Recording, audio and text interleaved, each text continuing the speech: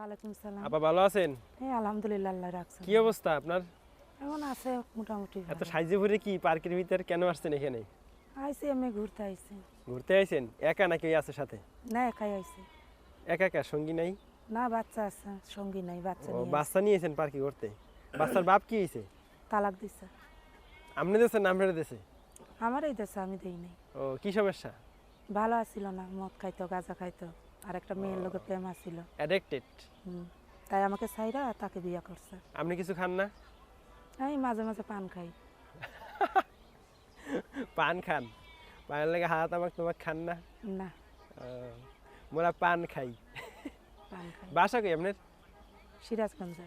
সিরাজগঞ্জ? সিরাজগঞ্জ এইখানে কই থাকেন? সিরাজগঞ্জেই থাকি। সিরাজগঞ্জেই থাকেন? ও তাই এখানে আসছেন কার সাথে?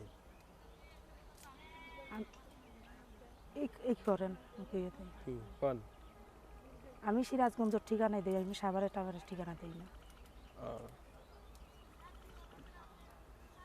আচ্ছা কোন, হ্যাঁ সমস্যা নেই। সিরাজগঞ্জ থাকেন? বাড়ি সিরাজগঞ্জই? হ্যাঁ বাড়ি সিরাজগঞ্জ।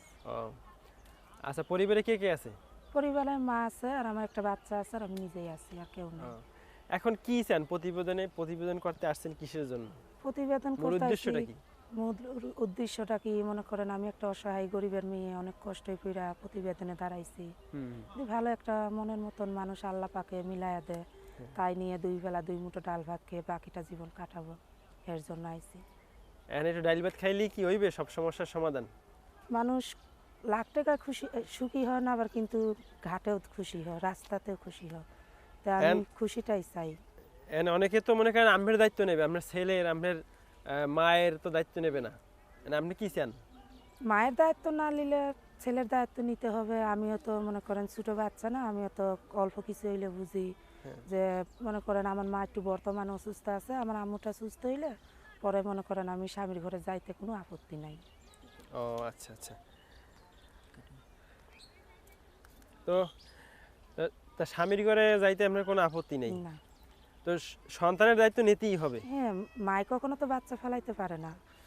তো কেউ যদি আপনার সাথে যোগাযোগ করতে চায়, কোনো নাম্বার আছে, মাধ্যম আছে? ফোন নাম্বার আছে। বলতে পারবেন না? বলে দেবো আমরা। আমি বলতে পারবো না, আপনারা বলবেন। প্রিয় দর্শক, তার ফোন নাম্বারটা আমরা বলে দিচ্ছি 01648512623।